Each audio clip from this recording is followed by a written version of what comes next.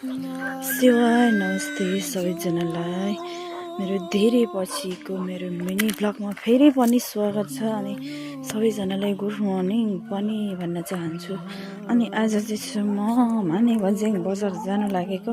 अनि हाम्रोमा चाहिँ बिहानै धुम्म भएर यस्तो हुन्छ क्या। अनि 7 बजिसक्यो अहिलेसम्म नि धुम्म छ। धुम्म त भरे 9 बजेसम्म पनि हुन्छ। अनि बिहान एकदमै चिसो हुन्छ। अनि तपाईँहरूकोतिर चाहिँ के कस्तो हुन्छ? अनि हाम्रो चाहिँ बिहान एकदमै 9 बजेसम्म चाहिँ हाम्रोमा घामै आउँदैन क्या। अनि म चाहिँ मानेभन्ज्याङ बजार जानु लागेको। हाम्रोमा त भर्खर उज्यालो भएको जस्तो भएको छ, तर 7 बजिसक्यो। अनि यस्तै नै छ मेरो दिनहरू। म बजार जाँदैछु।